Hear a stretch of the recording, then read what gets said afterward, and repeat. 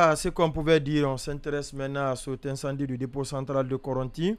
Je le disais tout à l'heure, les victimes, les 25, donc, ont regagné leur dernière demeure aujourd'hui après une exposition de leur corps du côté du chapiteau Baïssa devant le président de la transition, le général Mamadi Doumbouya, mais devant également des parents et alliés, le tout dans une atmosphère de profonde tristesse, teintée d'émotions et de pleurs. Et au nom du chef de l'État, c'est le ministre d'État de la Sécurité et de la Protection civile, en même temps président du comité de crise, qui a pris la parole. On va donc partir avec la régie pour suivre un extrait de son intervention et puis après on se retrouve pour commenter. Un dernier hommage aux victimes de l'incendie dévastateur qui a frappé le dépôt des hydrocarbures de Kaloum. Cette nuit fatidique du 17 décembre 2023 et qui restera à jamais gravé dans nos mémoires et qui représentera une date sombre de notre histoire commune. Après la période de deuil et de grande douleur pour notre nation, nous nous tenons ensemble pour vous exprimer notre solidarité et notre compassion.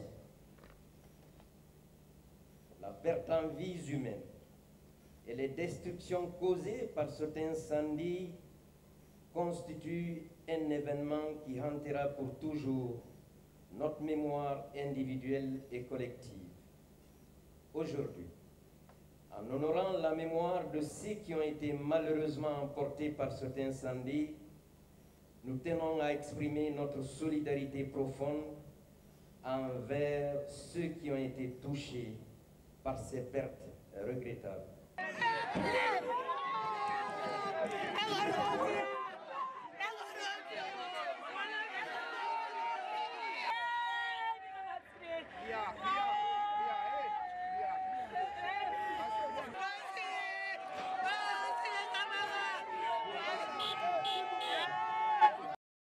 Vous écoutez On refait le monde, votre rendez-vous quotidien de décryptage de l'information sur Joma Media, et vous faites bien.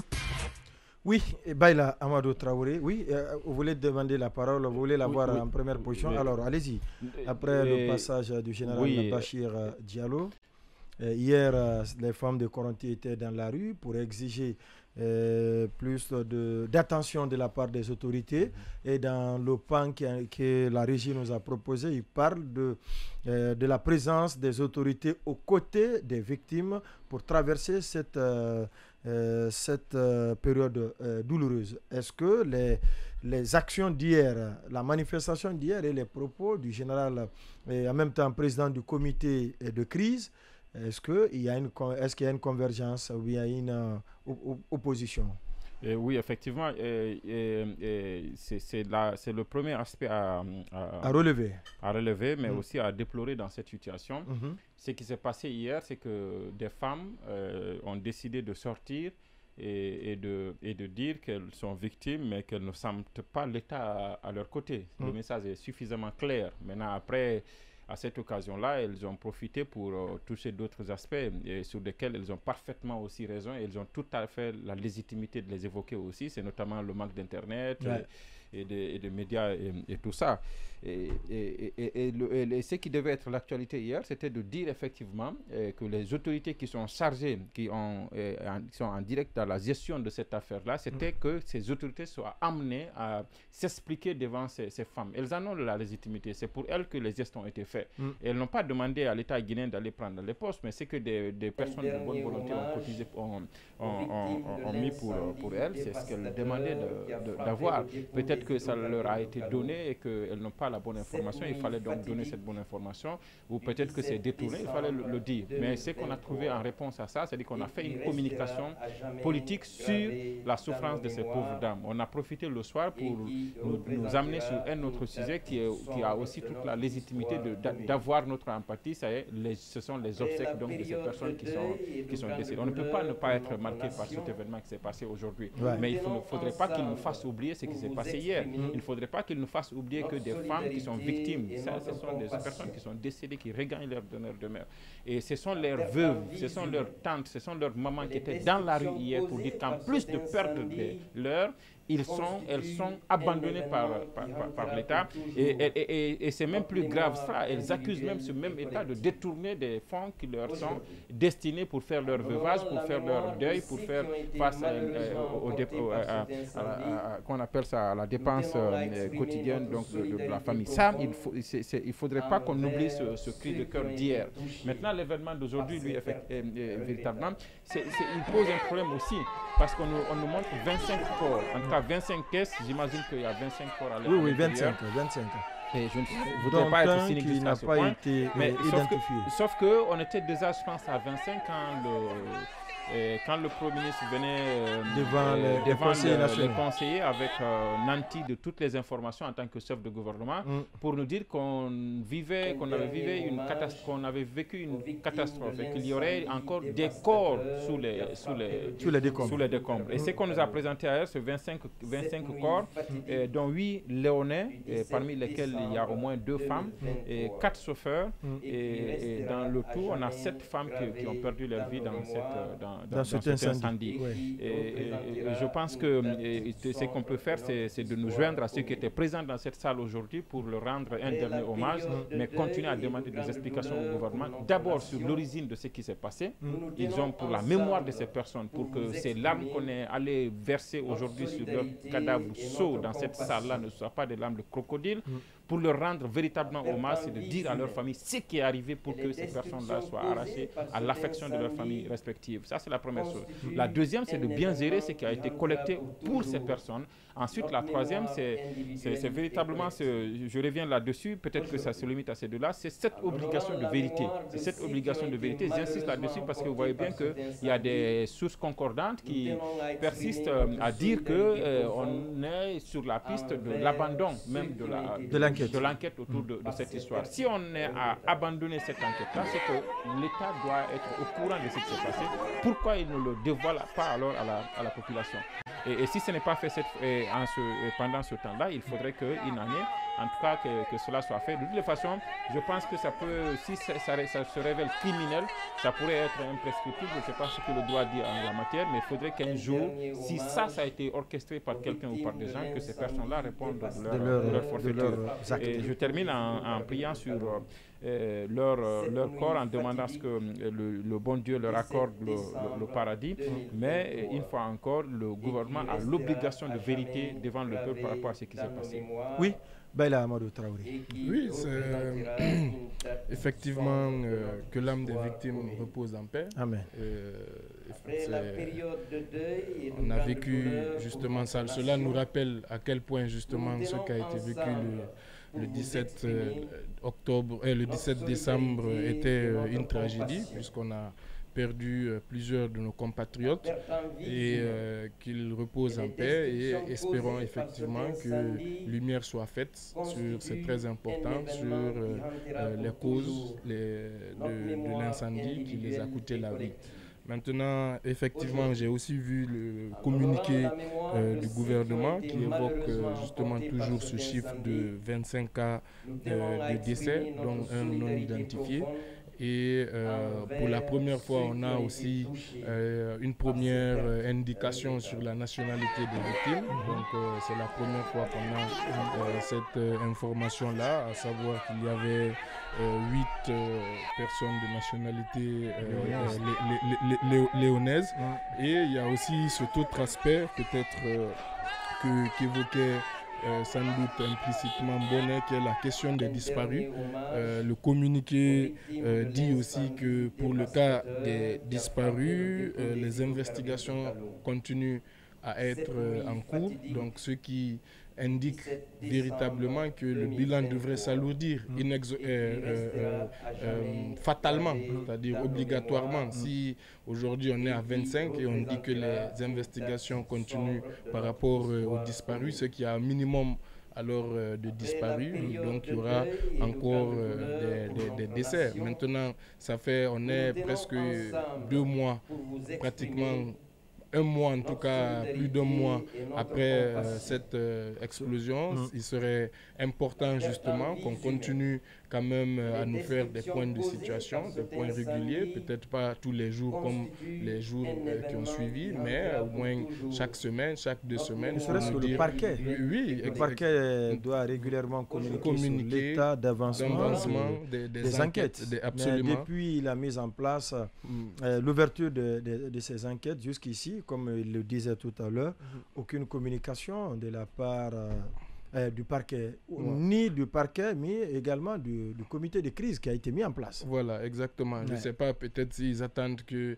le ministre de la Justice le fasse à leur place, puisque c'est ce qui arrive souvent, mais il faut aussi effectivement que les procureurs de la République, surtout, au fait, ils ne doivent pas communiquer sur toutes les affaires, mais une affaire qui implique comme ça toute la population, qui a eu des impacts sur toute l'étendue du territoire, ça c'est des affaires où il faut vraiment communiquer, et quand il n'y a pas de communication, ça crée le doute, ça crée la confusion donc dans l'esprit des gens, donc c'est vraiment très important et donc on espère effectivement que lumière sera faite sur ce drame. Oui. Alors, il faudrait que les autorités comprennent que ce n'est pas un service qu'on nous rend, c'est une exigence qu'on nous dise exactement ce qui s'est passé. C'est pas parce que aujourd'hui on décide subitement de renoncer ou de clasher le dossier. Non, ça ne peut pas se passer comme ça. On parle de 25 morts. Ça fait déjà 25 familles ou même plus. Donc, si il y a de tels drames, et que vous dites, ben, il y a pas, peut-être qu'on n'a pas d'indice, ou en tout cas, on n'a pas été à même de dire aux gens ce qui s'est passé, ou on pense que c'est le gouvernement, on peut classer le dossier comme on veut, quand on veut. Non, ça ne se passe pas comme ça.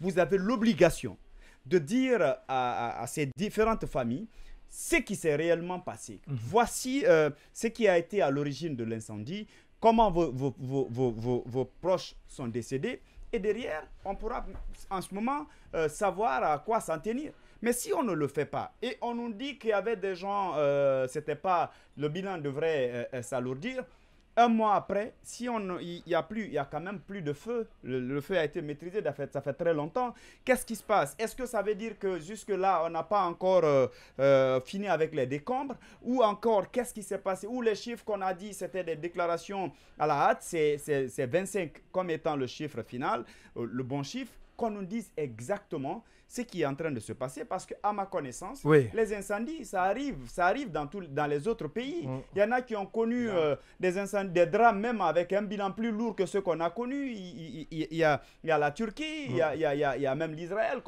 la Palestine qu'on peut évoquer. Mais quand même, c'est pas comme ça.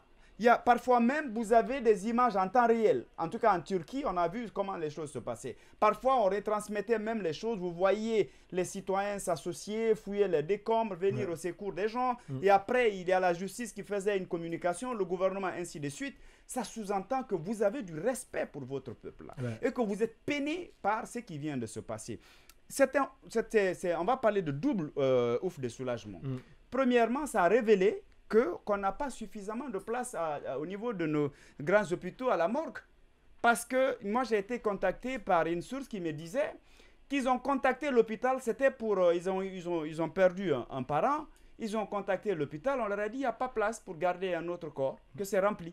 Et donc, si on nous parle de 25, et si nos hôpitaux ne sont pas à même de contenir 25 places au niveau de nos différentes morgues, ça veut dire qu'il y a quand même il y a aussi un problème qu'il faut régler. Ce n'est pas normal. Ce n'est pas être fataliste, mais ce sont des choses qui peuvent arriver. Ça veut dire que rien n'a évolué depuis 2009, parce qu'il ressort des débats sur le procès du 28 septembre, que quand vous comprenez Donka et Ignace Dine, il y avait une vingtaine de places au niveau des morts. Mais là-dessus, il n'y a pas un mystère. Là-dessus, il n'y a pas un mystère. Il y a un véritable problème. C'est symptomatique de manque d'infrastructures qu'on a. Mais depuis très longtemps, je ne sais pas si c'est le deuxième mandat du président Alpha, quand on a commencé la rénovation de l'hôpital Donka, la morgue, la partie de la morgue, je ne crois pas que la morgue a été touchée. Non. Elle est toujours en rénovation. Je pense. Hein. En tout cas, je n'ai pas assisté ces derniers temps à une levée de corps à la mort de Inyasdi. C'est soit à l'hôpital Sino-Guinéen. Non, à la mort de Donka. C'est soit à l'hôpital Sino-Guinéen ou à Inyasdi. C'est-à-dire un grand hôpital, un CHU comme Donka, plus de 2 ans, 3 ans, 4 ans. Sa mort n'est pas toujours pas. Il y a une mort opérationnelle. Il y en a qui est opérationnelle. Celle qui était juste en face de la grande mosquée. Celle qui est en face de la grande mosquée, du côté qui donne presque vers l'autoroute. C'est là-bas. C'est là-bas. Non, ça marche. Il y a quelques mois, j'y étais pour une levée de corps. Malheureusement, c'est ça. Il n'y a eu aucun changement. La rénovation n'est pas finie. Justement. À plus forte raison, l'extension. Imaginez, donc il y a beaucoup qui ont été peinés à cause de ça parce que vous ne pouvez pas garder le corps pour dire on va attendre tel parent ou tel moment. Malheureusement, on vous dit il n'y a pas de place. Donc là, c'est quand même une problématique qui doit être réglée parce que c'est un autre problème. Mais de l'autre côté, je pense que ça va soulager un peu les proches de ces victimes-là. Parce que quand vous perdez un parent, tant qu'il n'est pas inhumé, je pense qu'il y a aussi ce lien qui est là, il y a ce stress qui est là, où vous vous couchez chaque jour. C'est extrêmement compliqué. Aujourd'hui, quand l'inhumation n'est pas faite, c'est difficile de faire le deuil. Justement. Et donc, je crois que ça va mettre fin. On n'avait même pas besoin qu'il y ait une manifestation pour arriver à ça. Et je pensais qu'on allait profiter de cette occasion pour faire l'état des lieux, pour faire vraiment le point et dire même aux gens ce qui s'est passé. Mais malheureusement, ça n'a pas été fait. J'ose espérer en tout cas que ça sera fait pour permettre justement à ces citoyens de passer leur deuil avec la tête tranquille. Avec la tête tranquille, voilà ce qu'on pouvait dire. Mais moi, je vois là une incohérence. Hein. Je vois sur cette tenue-là, parce que j'attendais que le plan revienne, il est revenu, je vois force spéciale. Alors que le président nous avait dit à un moment donné qu'il voulait donner l'image qu'il n'est plus à la tête de force spéciale. Je ne sais pas si vous avez suivi ce discours qu'il a fait quand on l'a élevé au grade général, mais je vois toujours sur sa tenue force spéciale. Je ne sais pas si on n'a pas changé encore... Non, peut-être que les tenues sont commandées. Non, je pense que ça, c'est des choses qu'on met. C'est pas cousu avec. C'est l'ami. Peut-être c'est pour se rappeler de ses origines. Il est général. Le discours, il doit être... Non, ce qui compte, c'est le règlement militaire. Est-ce que lorsque vous êtes issu d'une... Non, c'est le discours qu'il a dit. C'est lui qui a dit. Et ça, il voulait justifier le fait que... parce que si vous avez remarqué, quand on met quelqu'un à la tête du bata ou bien d'une unité, 2 mois, 3 mois, il a levé, comment ils appellent ça dans le jargon, ces manœuvres-là.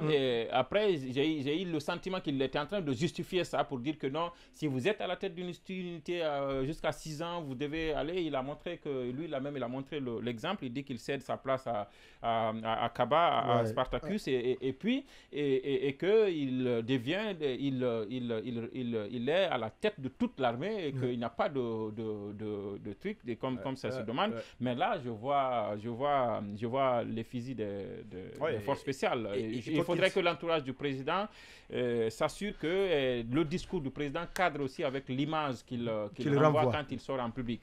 Et il doit pouvoir se démarquer. Exactement. Parce que cette problématique-là, ça a été évoqué très longtemps. Il ne faudrait pas qu'on ait l'impression qu'il a toujours cet amour pour les forces spéciales. C'est l'armée. Il peut continuer à avoir ce cordon ombilical. Ça va être difficile de le couper. Voilà. C'est son bébé quand même. C'est lui qui l'a fabriqué. C'est son bébé. En attendant, c'est l'armée. Il n'y a pas une équipe dans une équipe, c'est toute l'armée. C'est même lui qui a mis ça en place et puis qui fait ça plus que tout le monde. Il ne peut pas aimer quelqu'un d'autre plus que ça. Les forces spéciales. Et inversement. C'est que quand il apparaît, qu'il apparaisse au-dessus de la mêlée. Non, moi, la question que je pose, c'est qu'en est-il du règlement militaire? Parce que vous savez, l'armée, c'est des règlements.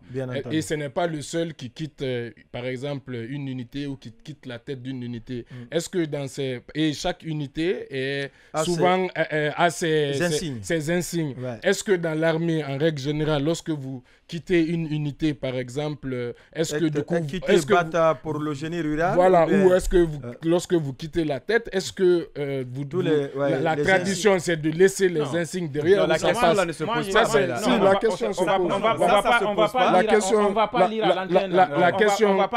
se pose.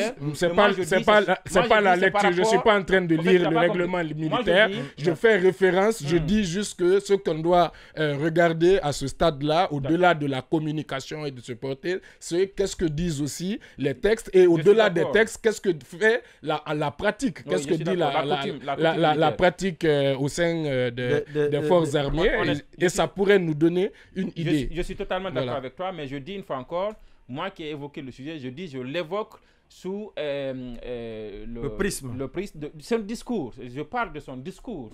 Mais moi, je peux l'évoquer sous un autre prisme. Je suis entièrement d'accord. Je suis entièrement d'accord, sauf bien que vous l'avez évoqué, mais ça n'empêche pas que moi, j'évoque un autre pan. Je suis totalement d'accord avec vous, mais seulement moi, je dis, sur le plan de la communication, je ne suis pas militaire, je n'ai pas fait la formation militaire. J'ai eu la chance de faire l'école, de ne pas faire l'école au temps d'Aboubacar Condé, où quand tu sors de l'université, tu fais la formation militaire.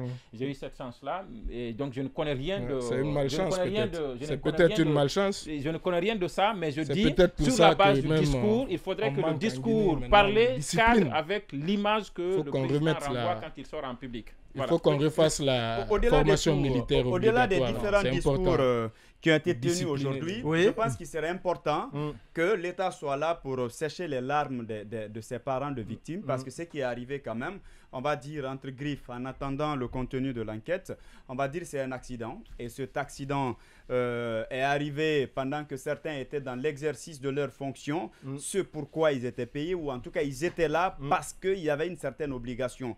Ils servaient la nation. Donc si subitement il y a un drame et mort s'en est suivi, c'est important que l'État vienne un peu au chevet de la famille. Ça, c'est important parce qu'on apprend qu'il y a une autre manifestation qui est prévue le lundi par les mêmes femmes.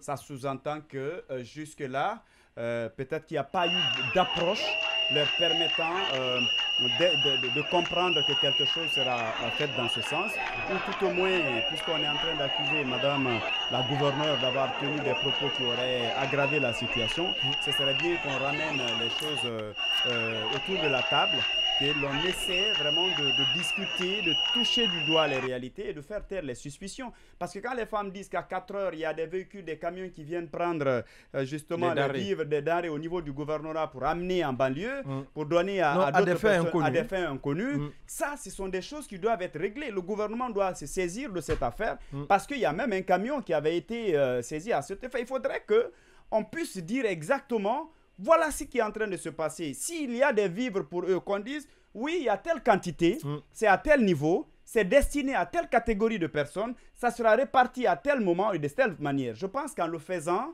c'est que vous évitez ces climats de suspicion qui conduisent à la frustration et même aux violences. Mais si on ne le fait pas, tel que les choses sont en train d'aller de bouche à oreille pour dire le lundi, il y aura une grande mobilisation, une autre manifestation, certains vont d'abord rester à la maison. Ça déjà, ce climat-là, ce n'est vraiment pas de psychose, c'est déjà un premier problème. Et le deuxième, il s'agit des femmes. Quand elles sortent, vous ne pouvez pas les violenter, et si vous le faites, il faut vous attendre à d'autres réactions. Ça peut être des jeunes, ça peut être leur mari ou leur fils. Donc je pense qu'on n'a pas besoin de ça en ce moment, et surtout pas pour ça, à mon avis. Il faut trouver des approches, il faut aller vers ces dames-là, échanger et agir. L'État doit prendre ses responsabilités pour nous éviter des crises inutiles, des manifestations qui ne devraient pas exister. Oui, il a évoqué à l'entame de son propos un aspect auquel il n'a donné que très peu de temps.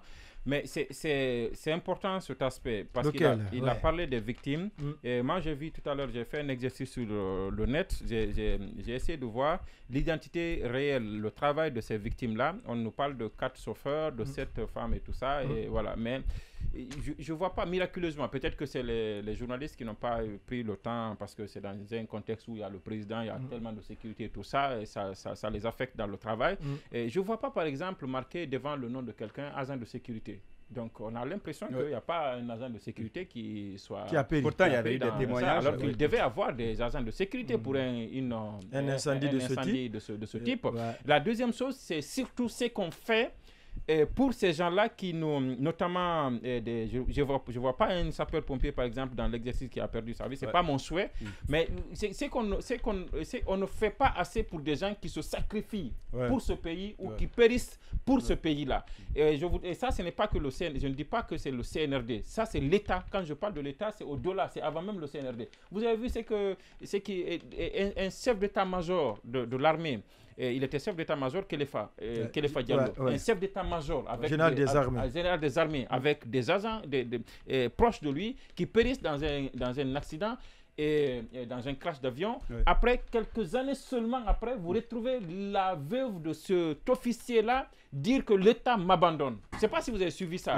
Et on a vu aussi l'épouse de l'ancien cadreur du président Alpha Condé, Doudou Malik, aussi, à un moment dire que l'État ne lui fait pas face. C'est-à-dire que des situations comme ça, on vient, puisqu'il y a les caméras, il y a l'opinion, on vient, on déverse des larmes de crocodile. Et après, les veuves qui sont là, après, ne peuvent même pas avoir accès au maire ou à la gouverneure ou au président pour dire ce monsieur dont vous êtes parti pleurer la mort la fois dernière, c'est lui qui nous supportait. Qu'est-ce que l'État fait pour nous? Ça, il faut que... Parce que notre devise, c'est travail, justice, solidarité. Et effectivement, cette solidarité-là, c'est à des occasions comme ça qu'il faut la manifester à l'endroit des familles qui sont victimes de cet incendie. Il y a quand même suffisamment de moyens que les partenaires, les amis et tout le monde ont mobilisé. L'État a mobilisé. Il faudrait vraiment que ces victimes-là, qu'on ne les laisse pas seules porter ce deuil.